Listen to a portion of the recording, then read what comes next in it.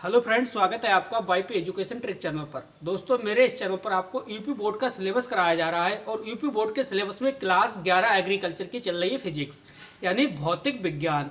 Class 11 agriculture की physics आपकी start हो चुकी है। तो बेटे, आपको बताना चाहूँगा कि आप मेरे चैनल पर नए हैं या अभी तक आपने मेरे चैनल को सब्सक्राइब नहीं करा है तो आप नीचे रेड कलर के सब्सक्राइब बटन पर क्लिक कर लें और बराबर में बेल आइकन की घंटी है उसको भी प्रेस कर लें। इससे क्या होगा कि जब भी मैं वीडियो को अपलोड करूंगा तो बेटा उसका नोटिफिकेशन सबसे पहले आपके पास पहुंच जाएगा। तो फिजिक्स का आज पहला दिन है, फर्स्ट डे है, और मैंने आपको इससे पहले कल भी वीडियो अपलोड की थी और मैंने आपको बताया था कि यूनिट नंबर 5 से स्टार्ट करेंगे। हाँ तो बेटा बिल्कुल, अब आप समझो। देखो, यूपी बोर्ड है, क्या है? यूपी बोर्ड है बेटा, और क्लास आपका 11 एजी, क्या है? 11 एजी।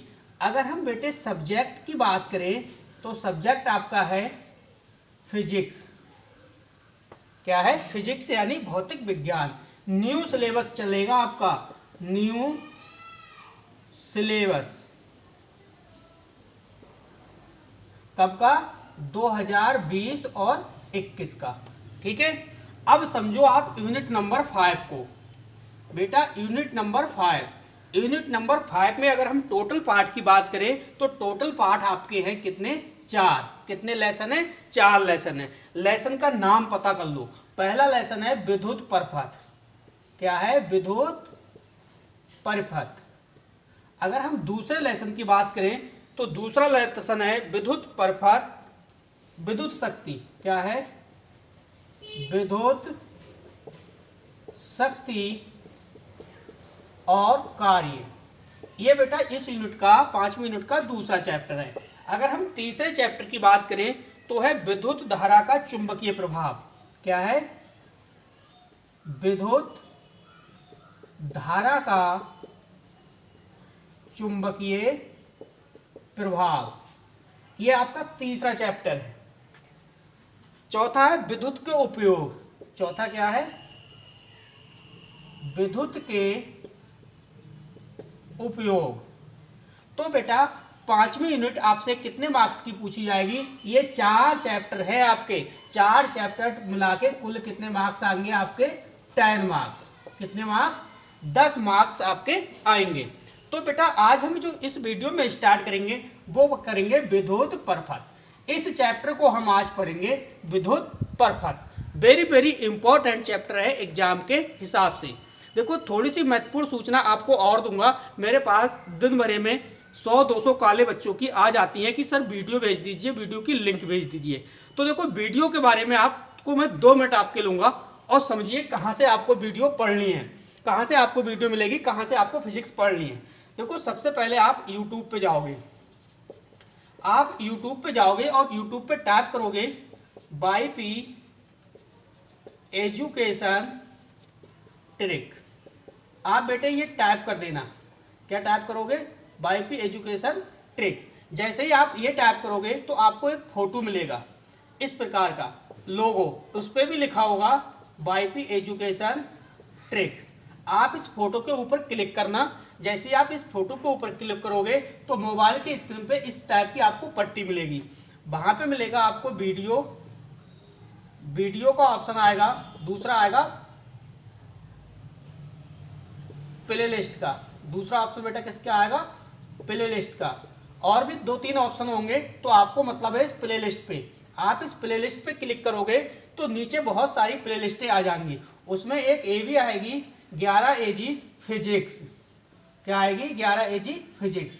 अब इस प्ले लिस्ट में जितनी भी फिजिक्स की वीडियो अपलोड होंगी सब आपको यहाँ से पढ़नी है। कहाँ से पढ़नी है? यहाँ से एक एक वीडियो अच्छे से पढ़ना है। और आपको बता दें, न्यू बैच है आपका, स्टार्ट हो गया है।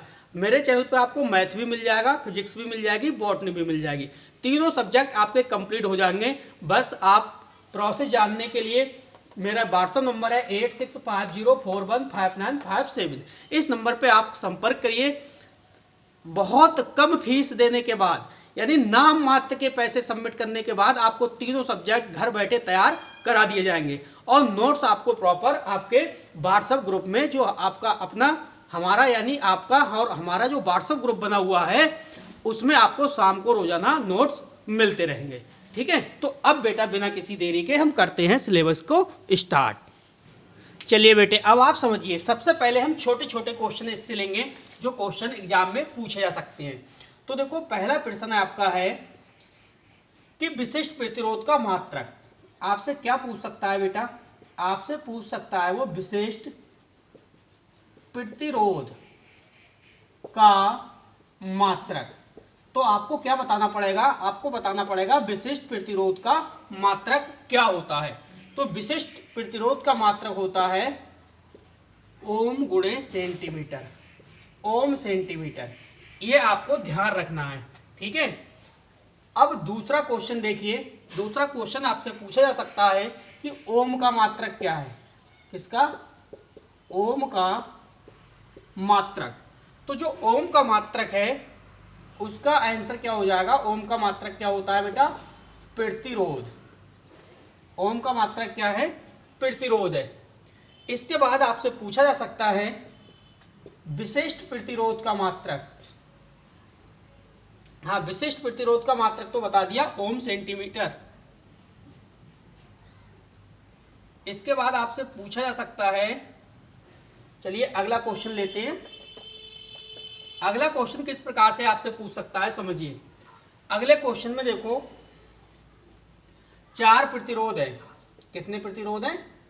4 प्रतिरोध हैं। 4 प्रतिरोध को हम रिप्रेजेंट कर रहे हैं R1, R2, R3 और R4। कितने प्रतिरोध है बेटा? 4 प्रतिरोध है, R1, R2, R3 और R4। चारों प्रतिरोध कैसे क्रम में लगे हैं? ये समांतर क्रम में लगे हैं। कैसे क्रम में बेटा? समांतर क्रम में लगे हैं।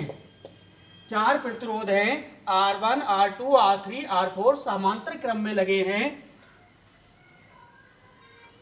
इसमें जो R1 है, R1 वाला सबसे छोटा है। R1 क्या है बेटा? सबसे छोटा है। और R4 सबसे बड़ा है। और R4 सबसे बड़ा है।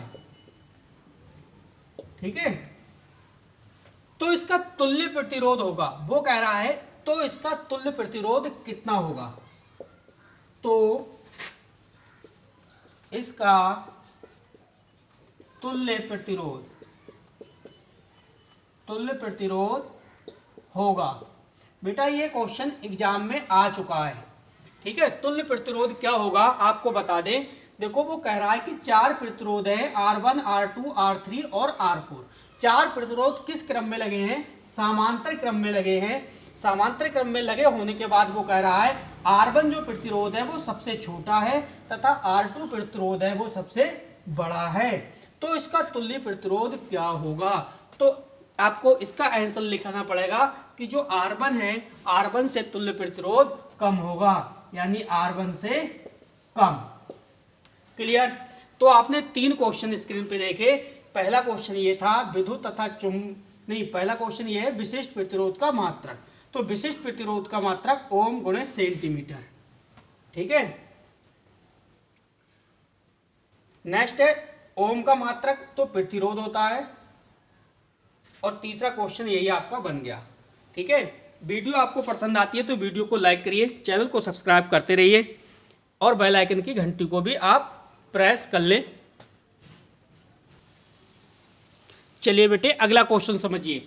अगला क्वेश्चन जो हमारा है वो देखो, क्वेश्चन क्या कह रहा है कि विद्युत धारा का मात्रक बताइए। जो विद्युत धारा का मात्रक है वो क्या होता है? तो आपको बताना पड़ेगा कि विद्युत धारा का मात्रक कूलाम प्रति सेकेंड या एम्पियर होता है। चाहे तो आप एम्पियर लिख देना विद्युत धारा का मात्रक, चाहे आप कूलाम प्रति सेकेंड लिख देना, तो भी आपका सही है।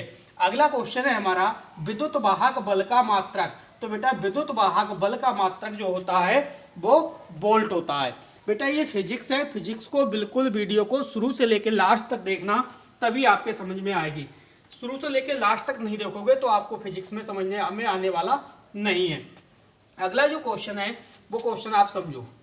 क्वेश्चन कह रहा है ओमीय तथा अनओमीय, ओमीय तथा अनओमीय चालकों में अंतर, चालकों में अंतर।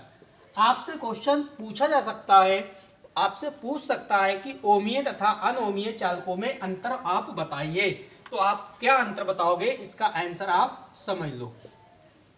देखो, ओमीय चालकों में प्रतिरोध का जो मान होता है बेटा वो सदैव स्थिर रहता है। तो आप लिख सकते हो ओमीय चालकों में प्रतिरोध का मान सदैव स्थिर रहता है।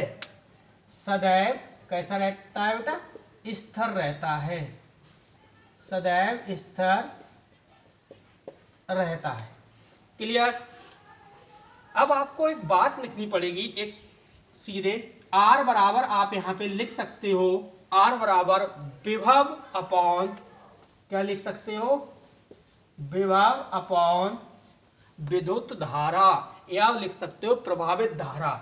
आप लिखो यहां पे प्रवाहित धारा। क्लियर।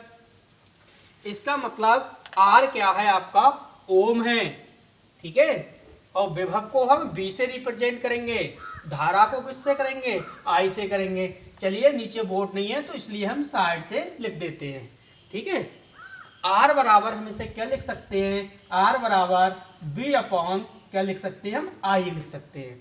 R क्या है हमारा, प्रतिरोध है, क्या है R, प्रतिरोध R, विभव V और धारा I, ये क्या है, धारा है। तो धारा को काय से प्रभावित करेंगे, वो प्रदर्शित करेंगे I से।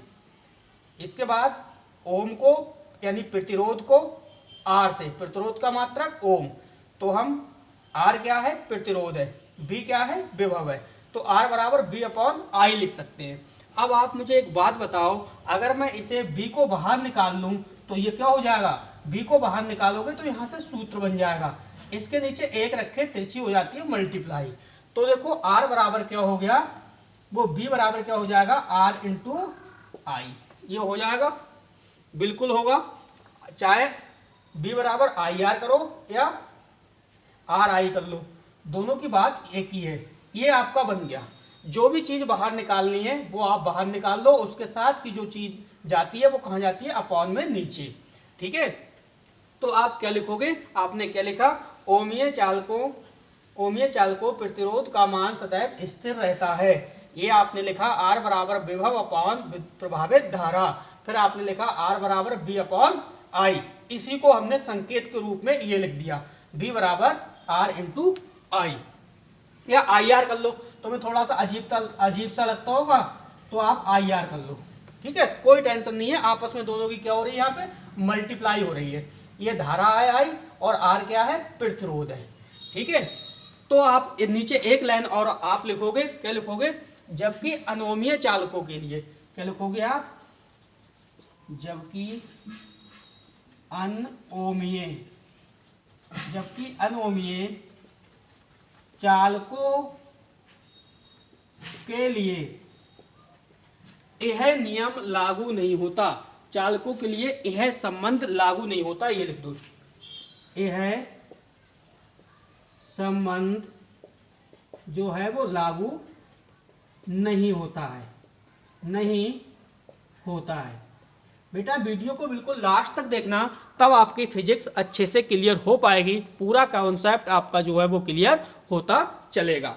वीडियो को लाइक नहीं करा तो प्लीज सभी बच्चे वीडियो को लाइक कर दें, वीडियो को ज्यादा से ज्यादा सभी अपने दोस्तों के पास शेयर कर दें, ताकि हर बच्चा घर बैठे अच्छी शिक्षा प्राप्त कर सके और अच्छे नंबरों से पास हो सके। चलिए बेटे, अगला क्वेश्चन है वो आप समझिए, न्यू हेडिंग है आपकी। क्वेश्चन क्या है, सेल का आंतरिक प्रतिरोध क्या होता है। क्वेश्चन क्या कह रहा है कि जो सेल है, सेल का आंतरिक प्रतिरोध क्या होता है। किसी सेल का आंतरिक प्रतिरोध आपसे पूछा जा सकता है, इस पे 1 या 2 नंबर का आ सकता है।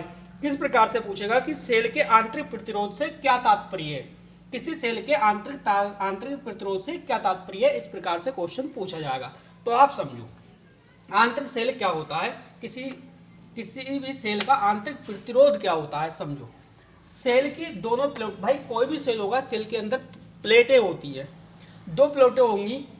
सेल की दोनों प्लेटों के बीच बीच जो सेल के भीतर, यानी सेल के दोनों प्लेटों के बीच सेल के भीतर वैद्युत धारा के प्रभाव में, किसके, वैद्युत धारा यानी आई के प्रभाव में घोल द्वारा उत्पन्न अवरोध ही क्या कहलाता है, आंतरिक प्रतिरोध कहलाता है।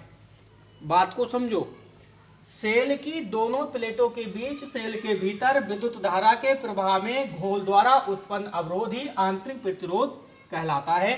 अब आपको यही पता करना है आगे कि किसी सेल का आंतरिक प्रतिरोध किन बातों पर निर्भर करता है। तो कोई सी भी सेल का आंतरिक प्रतिरोध है वो इन दो बातों पर निर्भर करता है, बात नंबर 1 और पॉइंट नंबर 2। कौन सी दो बातें हैं कि किसी सेल का आंतरिक प्रतिरोध इन्हीं दो बातों पर निर्भर करता है। तो आप समझो, यदि प्लेट के बीच की दूरी विद्युत अपघट्य की सांद्रता के अनुक्रमानुपाती होता है। पहला पॉइंट आप समझ गए, यदि प्लेटों के बीच की दूरी के विद्युत अपघट्य की सांद्रता के अनुक्रमानुपाती होता है। सेकंड पॉइंट समझो, यह घोल में डूबे हुए प्लेटों के क्षेत्रफल के व्युत्क्रमानुपाती होता है। प्लेटों के क्षेत्रफल के व्युत्क्रमानुपाती होता है। इन दो बातों पर निर्भर करता है किसी सेल का आंतरिक प्रतिरोध। क्लियर? चलते हैं बेटे आगे की ओर। वीडियो को लाइक नहीं करा, वीडियो को लाइक करिए। चलिए बेटे, अगला जो क्वेश्चन है वो है हमारा ओम का नियम। ओम का नियम आपकी इस बार 2020-21 में आपसे पूछा जा सकता है। बेटा इंपॉर्टेंट क्वेश्चन है इस चैप्टर का। क्या है? ओम का नियम। तो ओम के नियम को आप अच्छे से समझ लो। देखो विद्युत परपथ पढ़ रहे हो आप 27वां चैप्टर। ओम का नियम क्या है आप समझो। एक वैज्ञानिक है, जर्मन वैज्ञानिक है, जिनका नाम है जॉर्ज साइमन ओम। क्या है? जॉर्ज साइमन ओम। इन्हीं के नाम पर नाम क्या पड़ा है, इन्हीं का जो नाम है जॉर्ज साइमन ओम। तो इसी के नाम पे ओम का नियम इन्होंने प्रतिपादित किया है या दिया है। समझो ये ओम के नियम है क्या। देखो जर्मन वैज्ञानिक जॉर्ज साइमन ओम ने किसी चालक के सिरों, कोई भी चालक है, किसी चालक के सिरों के बीच, यानी कोई भी चालक है उसके सिरों के बीच में बीच विभवांतर, उसके सिरों के बीच क्या विभवांतर तथा उसमें प्रभावित होने वाली धारा, प्रभावित धारा यानी आई, विभवांतर यानी बी, धारा यानी आई के बीच संबंध बताने वाला एक नियम दिया जिसे ओम का नियम कहा जाता है। विभवांतर यानी बी और धारा यानी आई, विभवांतर और धारा के बीच संबंध स्थापित होने का एक नियम दिया जिसे क्या कहा जाता है, ओम का नियम कहा जाता है। समझो इस नियम के अनुसार, अब आपको बताना है इस नियम के अनुसार आगे क्या है समझो।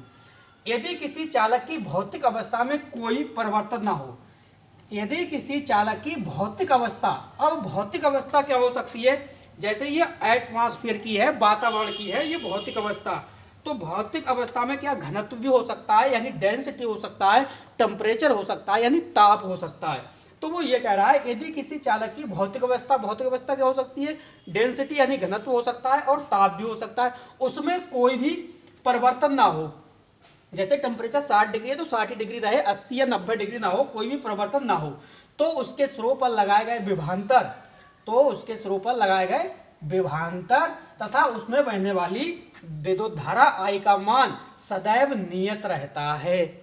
ये आपको बताना है। क्या बताना है? यदि किसी चालक की भौतिक अवस्था में कोई भी परिवर्तन ना हो तो उसके सिरों पर लगाए गए विभवांतर तथा उसमें बहने वाली विद्युत धारा का अनुपात सदैव कैसा रहता है, नियत रहता है। अब आगे समझिए। अतः यदि चालक के सिरों पर लगा विभवांतर भी हो, क्या कह रहा है समझो, यदि चालक के सिरों पर लगा विभवांतर क्या हो, भी हो, तथा उसमें बहने वाली विद्युत धारा क्या हो, आई है, तो ओम के नियम के अनुसार, अब आप समझो, अब बात आपकी बन गई। क्या हो जाएगा, तो विभव क्या कह रहा है, विभवांतर, तो बी अपॉन क्या हो जाएगा, आई, और बराबर क्या आपका नेतांक, क्या हो जाएगा, नेतांक।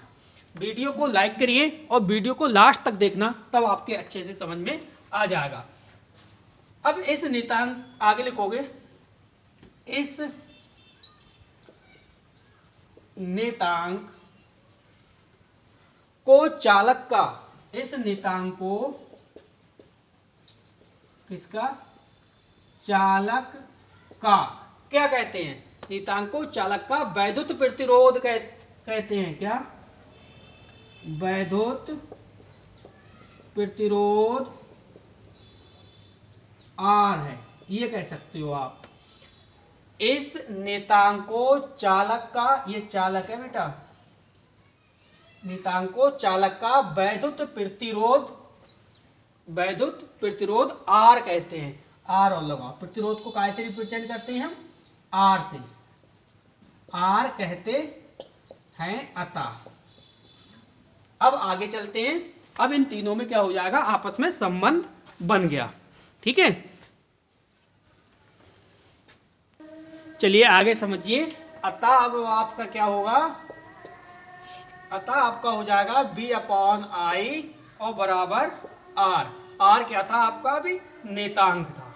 ठीक है, अथवा आप अथवा करके लिखोगे तो देखो इसमें से क्या निकालोगे आप, इस प्रकार से इसके नीचे एक रख दें तो B अगर हम बाहर निकालें, किसके लिए, B क्या है आपका, विभवांतर। आप इस विभवांतर को बाहर निकालोगे तो क्या हो जाएगा, देखो इसके साथ क्या है I, तो कहां जाएगा, नीचे। तो ये क्या हो जाएगा, I × R। ठीक है, क्या बना, B बराबर I × R। अब देखो आगे समझो, प्रतिरोध R, ये देखिए R है, R क्या है आपका, ये बेटा प्रतिरोध है। क्या है, प्रतिरोध। तो प्रतिरोध R का मात्रक क्या होता है, R का मात्रक मैंने वीडियो को बिल्कुल शुरू में बताया था। प्रतिरोध R का मात्रक क्या बताया था मैंने, ओम। क्या होता है, प्रतिरोध R का मात्रक ओम होता है। अतः देखो इस सूत्र में और क्या है, B आपका क्या है, यदि, आगे मैं आपको बताऊंगा, यदि B वोल्ट में, यदि B वोल्ट में तथा I एम्पियर में, ये I है धारा का विद्युत जो मात्रक होता है वो क्या होता है, एम्पियर। I क्या में हो, एम्पियर में हो, I एम्पियर में हो तो R ओम में होगा, R काय में होगा, ओम में होगा, ये आपको बताना है। अतः V/I बराबर क्या हो जाता है, R। अब इसके नीचे एक रख के आप तिरछी मल्टीप्लाई कर लोगे, क्योंकि V कहां निकालोगे, बाहर निकालोगे, तो V बराबर क्या हो जाएगा, IR। प्रतिरोध R का मात्रक, जो प्रतिरोध आपका R है, R का मात्रक क्या होता है, ओम होता है। यदि B वोल्ट में, ये वाला जो B है B वोल्ट में तथा धारा I जो है आपकी वो एम्पियर में हो तो R ओम में होगा। क्लियर, तो क्या हो जाएगा, जब R ओम में होगा तो क्या हो जाएगा, ओम यानी आपका हो जाएगा ओम बराबर वोल्ट अपॉन एम्पियर। चलिए हिंदी में लिख दे रहा हूं, समझिए। ओम बराबर क्या हो जाएगा, volt upon ampere, volt upon ये हो जाएगा एम्पियर। क्लियर, और ओम का संकेत आपको पता है क्या होता है, चलिए ओम का आपको संकेत बता देते हैं। ओम का संकेत क्या होता है बताओ, ओम का संकेत किस प्रकार से होता है, देखो इस प्रकार से समझो, ओम का संकेत आपका ये होता है। ठीक है, ये आपका क्या है, ओम का संकेत है। अब देखो एक बात आपको और बता दें, आपको थोड़ी सी बात और ध्यान रखनी है। देखो बहुत बड़े प्रतिरोध होते हैं, जो आप लिखोगे बहुत बड़े प्रतिरोध, बहुत बड़े जो प्रतिरोध होते हैं वो मेगा प्रतिरोध होते हैं, मेगा प्रतिरोध। क्लियर, बहुत बड़े प्रतिरोध मेगा प्रतिरोध तथा अत्यंत छोटे प्रतिरोध, तथा अत्यंत छोटे प्रतिरोध तथा अत्यंत जो छोटे प्रतिरोध होते हैं वो माइक्रो ओम में नापे जाते हैं। किसमें? माइक्रो ओम में नापे जाते हैं। क्लियर? अब आपको एक बात और बतानी है, 1 मेगा ओम बराबर क्या होता है। अगर वो पूछे मेगा, आपने क्या लिखा? बहुत बड़े प्रतिरोध मेगा ओम, क्या मिस्टेक है? मेगा ओम, यानी बहुत बड़े प्रतिरोध मेगा ओम तथा अत्यंत छोटे प्रतिरोध माइक्रो ओम में नापे जाते हैं। तो आपको अब पता, ये भी पता होना चाहिए कि 1 मेगा ओम बराबर कितना होता है। आपसे पूछा जाए, आप बताओ 1 मेगा ओम बराबर कितना होता है, तो आप कितना बताओगे? 1 मेगा ओम बराबर होता है 10 की पावर 6 ओम। कितना? 10 की पावर 6 ओम। अगर अब आपसे आगे पूछा जाए, आप ये बताओ 1 माइक्रो ओम बराबर कितना होता है, तो 1 माइक्रो ओम बराबर होता है 10 की पावर माइनस 6 ओम। ठीक है? माइक्रो में क्या आ जाएगा? इसमें माइनस पावर आ जाएगी और मेगा में प्लस की 6। ठीक है? तो ये ओम का नियम था। ओम का नियम का सत्यापन मुझे लग रहा है नहीं पूछा जाएगा, सिर्फ ओम का नियम ही आपसे पूछा जाएगा। चलिए बेटे आगे समझिए। देखिए, जो आपका 27वां चैप्टर है ये विद्युत परपथ। कौन सा चैप्टर है? चैप्टर देखिए आपका 27वां है, ये पढ़ रहे हो आप। चैप्टर का क्या नाम है? विद्युत परपथ। अब आपको बता दूं, ये चैप्टर थोड़ा लंबा है, इसके पार्ट कितने अपलोड होंगे वो सुन लो। पार्ट 1 आएगा, इसके बाद पार्ट 2 आएगा, और इसके बाद बेटा पार्ट 3 आएगा, और इसके बाद आएगा पार्ट 4। ये 4 पार्टों में चैप्टर पूरा कंप्लीट होगा। ठीक है? पार्ट 1 आपका, ये वाला जो इस वीडियो में आप देख रहे हो, ये आपका पार्ट 1 है। इसके बाद बेटे पार्ट 2 में आपका आएंगे आंकिक क्वेश्चन, आंकिक आएंगे पार्ट 2 में, और पार्ट 3 में भी आपके आंकिक आएंगे, आंकिक प्रश्न होंगे। ठीक है? इसके बाद जो पार्ट 4 आएगा, पार्ट 4 सिर्फ और सिर्फ बहिस्टोन सेतु होगा। बहिस्टोन सेतु एक क्वेश्चन है, बहिस्टोन सेतु। उसके लिए पार्ट 4 अप्लाई कर दिया जाएगा। पार्ट 4 बहुत जल्द आ जाएगा। तो पार्ट 1 आपका बन के तैयार हो गया, पार्ट 2 भी अपलोड हो गया, पार्ट 3 भी आपका आज शाम तक अपलोड हो जाएगा। 3 पार्ट आपके अपलोड हो जाएंगे। तो आपसे एक ही विनती करूंगा मैं, फिजिक्स आपकी स्टार्ट हो चुकी है, यूनिट नंबर 5 आपकी स्टार्ट हो चुकी है। कॉपी और किताब को अच्छे से ले लो आप, और नोट्स बनाना चाहो तो नोट्स बना लेना वीडियो देख के। अगर आप नोट्स नहीं बना सकते, अगर आप 3 सब्जेक्ट मुझसे पढ़ना चाहते हैं, कौन कौन सा? बॉटनी, फिजिक्स और आपका मैथ, तो तीनों सब्जेक्ट स्पेशली घर बैठे पढ़ने के लिए आप संपर्क कर सकते हैं। नंबर है 8650415957। गारंटी लेता हूं बेटा, आपकी 75% से 80% तक आपकी मार्क्स आएंगे 3 सब्जेक्ट स्पेशली अच्छे से पढ़ने के बाद। तो ये पार्ट जो 4 है, ये बेटा कल अपलोड होगा। कल यानी कितनी है? 18 दिसंबर को। 18 दिसंबर को अपलोड हो जाएगा। इसके बाद 27 के बाद जो 28वां चैप्टर है वो भी आपका कब? 18 दिसंबर को ही ये भी हो जाएगा। 18 दिसंबर को 28वां चैप्टर और ये पार्ट आपके कंप्लीट हो जाएंगे। ठीक है? 18 दिसंबर तक। तो बेटा बस इस वीडियो में इतना ही बताना था। वीडियो देखने के लिए आपका बहुत बहुत धन्यवाद। आपका दिन शुभ हो।